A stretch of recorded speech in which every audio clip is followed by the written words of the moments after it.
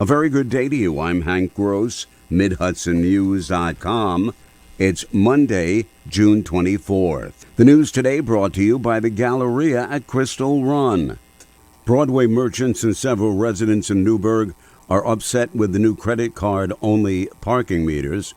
Merchants say they're chasing customers away, and residents say they're too difficult to use and they would rather use coins. Mayor Torrance Harvey says officials are reviewing the system but make no promises. Either changing or upgrading the software so it's more user-friendly. Those are the conversations that are happening between me, the city manager, and the city council. And so, we want to know if there's any cost. The mayor did say, though, that they will not go back to coin-operated meters, and he said people who want to avoid feeding them can park on unmetered side streets. Legislation to prohibit conflicts of interest at boards of elections awaits the governor's signature. The bill, sponsored by Newburgh Assemblyman Jonathan Jacobson, prohibits specific financial conflicts of interest for board employees and forbids them from working at the Board of Elections if they're candidates in an election run by the board. The bill has 3 sections, noted the lawmaker. A board employee cannot have a financial interest or work for a company that sells equipment to the Board of Elections, such as voting machines, printers, and poll books. Board employees cannot work for or have a financial interest in a company that provides services, such as mailing, printing, advertising, and consulting, to a candidate whose election is overseen by the board. And a board employee cannot remain a paid employee if they are running for public office. Violations of the law can lead to disciplinary action from the Board of Elections, including the employee's removal. Following the announcement of Governor Hochul and Empire State Development of an agreement with a developer to repurpose the closed downstate correctional facility in Fishkill into a large housing complex, State Senator Rob Rollison, Assemblyman Anil Bifan, and Fishkill Town Supervisor Ozzie Albra have joined together to raise questions about the plan. The Sullivan County Legislature is comprised of 9 members, all voted on at the same time, and that could cause a problem if all or most of them are newcomers with little to no institutional knowledge of county government or issues. The last County Charter Commission, some 6 years ago, recommended either staggered terms or establishing a county executive form of government.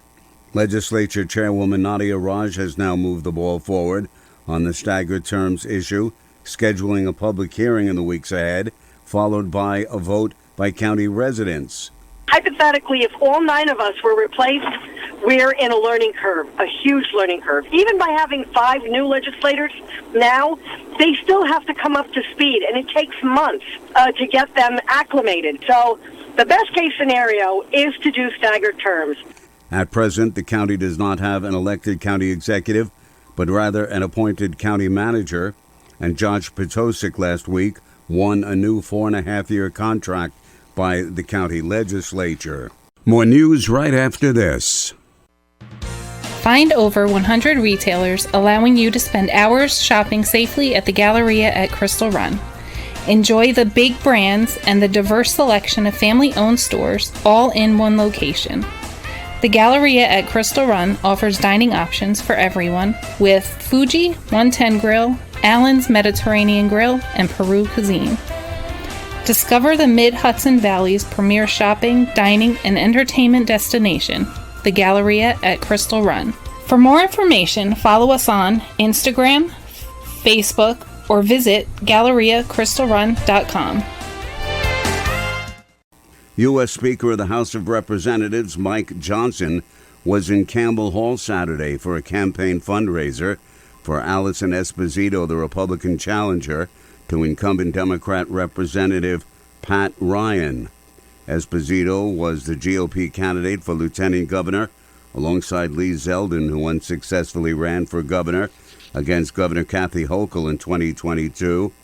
In an exclusive interview with Mid-Hudson News, Speaker Johnson addressed what he believes are the most pressing issues facing the voters.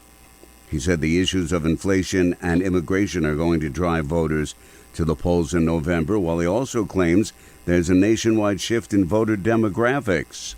What we are seeing now is a demographic shift in the Republican Party. Record numbers of Hispanic and Latino voters, the Jewish community, Black and African American voters who are coming into the Republican Party because they're looking for answers to those great challenges, and we're the party providing the answers.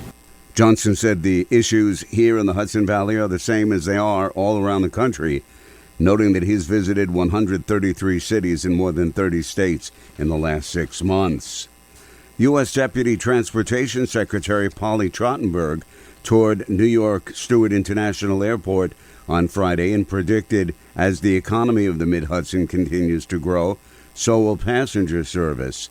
In the early 1990s, Stewart was served by most of the legacy airlines. They've all pulled out. Trottenberg says the issue is not exclusive to Stewart, but has impacted regional airports across the country. This is a growing region, and it's growing in population, and it's growing, I think, in sort of the potential economic opportunities here. So I think you are poised potentially to get some of those carriers back. Trottenberg, Orange County Executive Stephen Newhouse, and Congressman Pat Ryan noted the recent announcement of 2 significant developments that will get underway soon to build corporate hangar space at Stewart. Fighter jets will be flying in the skies over the Mid-Hudson Valley on the weekend of August 10th and 11th, as the New York International Air Show will once again be held at Orange County Airport in Montgomery. Orange County Executive Stephen Newhouse says in addition to the standard attractions and performances, there will be more local participation this year. We have a very great relationship with West Point. We also have a great relationship with the 105th. And I think that you're going to see them more active and front and center than before. And then, of course, we have the U.S. Air Force Thunderbirds who are headlining it, along with the Italian Air Force. The Air Force Thunderbirds and the Navy Blue Angels have been alternating years at the air show. The Hudson Valley will receive over $13 million in multi-state settlement from Juul Labs Incorporated for its role in youth vaping epidemic that led to a rise in underage e-cigarette use. The Hudson Valley will receive over $13 million in multi-state settlement from Juul Labs Incorporated for its role in the youth vaping epidemic that has led to the rise in underage e-cigarette use nationwide. Dutchess County will receive $1.1 million. Orange County will receive $1.4 million. Orange Ulster Boces will receive $800,000. I'm Hank Gross, MidHudsonNews.com. The news today brought to you by the Galleria at Crystal Run.